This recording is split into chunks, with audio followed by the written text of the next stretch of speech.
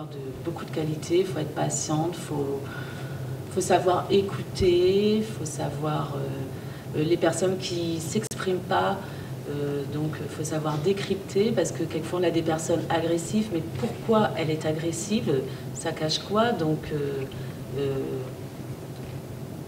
oui, il n'y a pas que le soin, il faut savoir écouter, parler, décrypter, entendre. C'est tout ce que tu as dit, oui, beaucoup de patience, savoir, quoi. Oui, avec savoir s'adapter et avec certaines personnes comme la maladie d'Alzheimer, faut pas hésiter à répéter, on leur dit quelque chose, mais 10 minutes, un quart d'heure après, ils ont oublié, donc il faut répéter, donc là, il faut de la patience, faut pas s'énerver, faut pas... Donc oui, il faut beaucoup de compétences. C'est pas un métier qu'on peut faire comme ça du jour au lendemain, dire tiens, bah, il y a du travail là-dedans, je vais y aller parce que non. Il faut déjà avoir, faut déjà aimer le contact, faut aimer les autres, faut aimer la personne âgée, on apprend tout le temps en fait. Oui, et on apprend tout le temps. Moi, ça fait 13 ans aux 4 couleurs. J'avais fait 2 ans déjà avant. J'ai 15 ans de gériatrie, mais je continue d'apprendre tous les jours presque parce que on a plusieurs pathologies, chaque pathologie est différente. Et c'est ça qui est enrichissant dans notre métier. Moi, je continue à éprouver du plaisir, même au bout de 15 ans, parce que je continue d'apprendre et je continue d'enrichir. Et ce qu'on leur donne, ils savent nous le rendre aussi. On reçoit beaucoup, énormément, et ça, c'est super, c'est magnifique. On apprend beaucoup des personnes âgées. Oui. Il y a eu un article tout récemment dans le Ouest France, et puis Marie-Claire disait, bon voilà, ces personnes ont eu une histoire avant, puisque c'est vrai que dans nos EHPAD, le public a beaucoup changé. Moi j'ai connu les maisons de retraite il y a 30 ans, ce ne sont plus des maisons de retraite, ce sont des établissements d'hébergement de personnes âgées dépendantes. Donc les personnes autonomes restent à la maison le plus longtemps possible, tant mieux, et rentrent chez nous de plus en plus dépendants.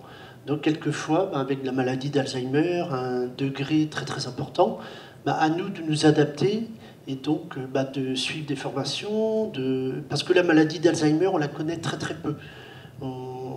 La formation bien traitance nous a permis de découvrir d'autres méthodes d'approche, mais on en découvre régulièrement, il nous faut suivre des formations, puisque... Moi, je conçois qu'il y a quelques années, j'ai fait des erreurs d'approche des résidents parce que je ne savais pas comment procéder avec une personne qui était agressive ou dans le refus de soins. On se posait peut-être moins la question pourquoi. Il faut que le soin soit fait, donc je vais le faire, mais maintenant on peut le reporter.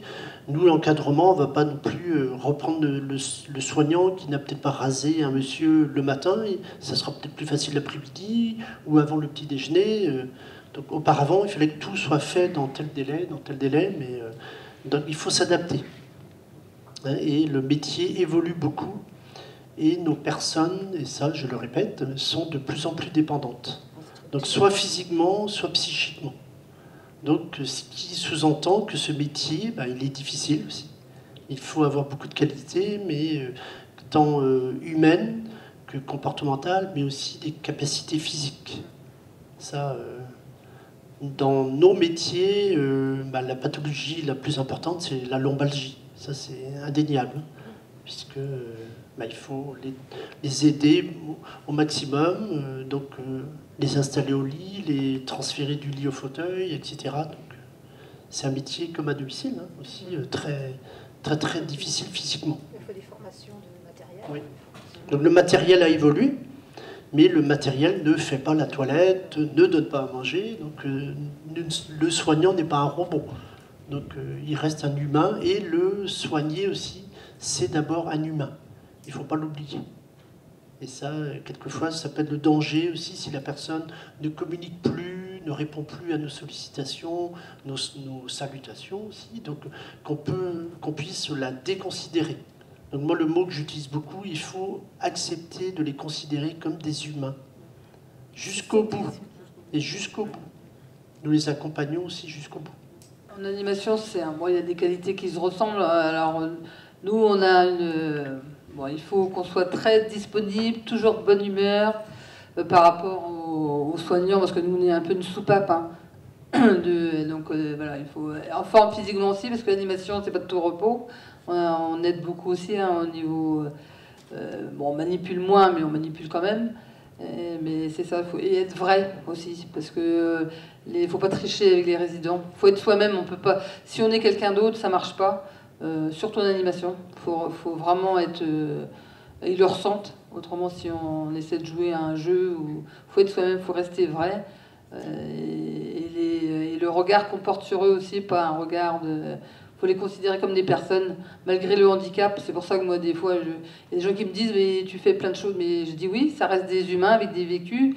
Et ils ont le droit d'aller au restaurant, ils ont le droit d'aller dans des endroits qui, a priori, ils devraient plus. Il y a des familles qui me disent, ouais, au McDo, par exemple, il n'y a aucun endroit, à partir du moment où la sécurité est là, il n'y a pas de raison. On va à la mer, il n'y a pas de raison non plus. Les familles qui me disent pourquoi vous les amenez à la mer, parce qu'ils ont envie d'aller à la mer aussi, de toucher le sable, de mettre des pieds dans l'eau. On va avec le fauteuil quand on peut, jusqu'à la mer. Bon, on galère un peu parce que les gens nous regardent, mais bon, ils ne poussent pas sur le fauteuil. Ça arrive des fois, mais bon. Et voilà, et de faire comme tout le monde. Voilà. Et puis nous, comme on est avec eux, alors ils sont des personnes comme tout le monde, du coup on n'a pas ce regard négatif un peu sur le handicap de la personne. Et du coup, c'est des moments toujours très, très drôles, et ils sont rarement, ils sont toujours de bonne composition en sortie. Ils sont rarement dans la plainte. Alors il y a toujours plus de bruit au retour. Ça chante, je sais pas pourquoi ils doivent être détendus, donc ils sont toujours plus... il n'y a pas beaucoup d'appréhension, contrairement à ce que les familles ont toujours peur un petit peu, mais en fait les résidents, ils ont envie aussi ils ont envie de vivre leur vie, parce que souvent les familles, ils ont tendance à les surprotéger un petit peu. Ah, faut pas faire ci, pas faire ça. Mais eux, s'ils ont envie de mettre des pieds dans l'eau, de revenir avec du sable sur le chariot, on les lave, les fauteuils, c'est pas grave. Et c'est pas grave qu'ils soient décoiffés et qu'ils vont manger des choses qu'ils mangent pas. C'est arrivé, hein, ils ont envie de glace, on prend une glace. Hein.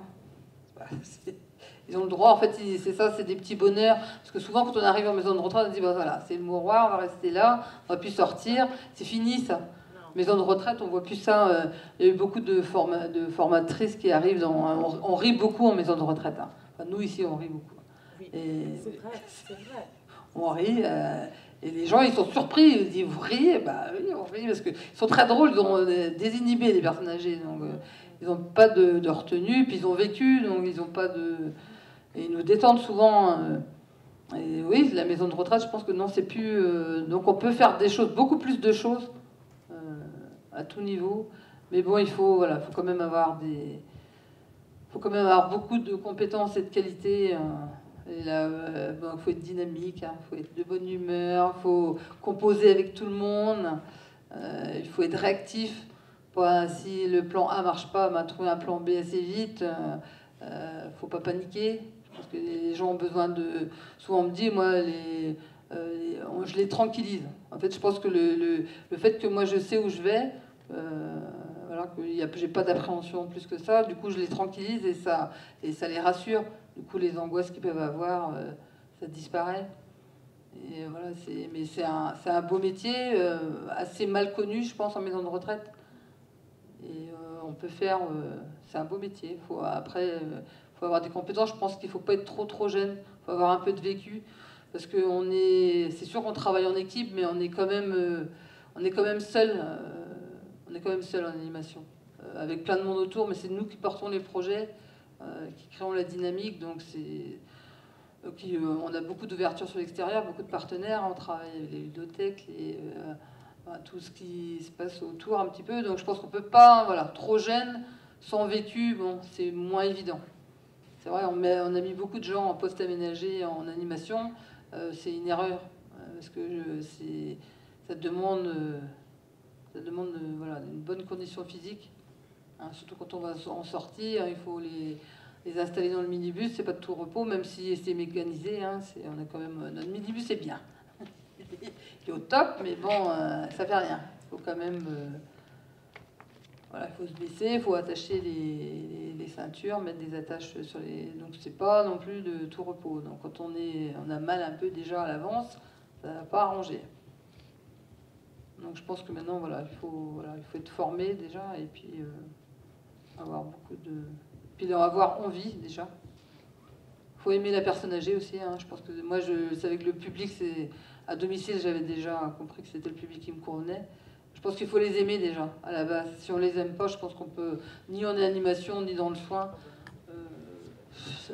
si on le fait que pour le salaire... On ne pourra pas être un bon professionnel. Non, je pense pas.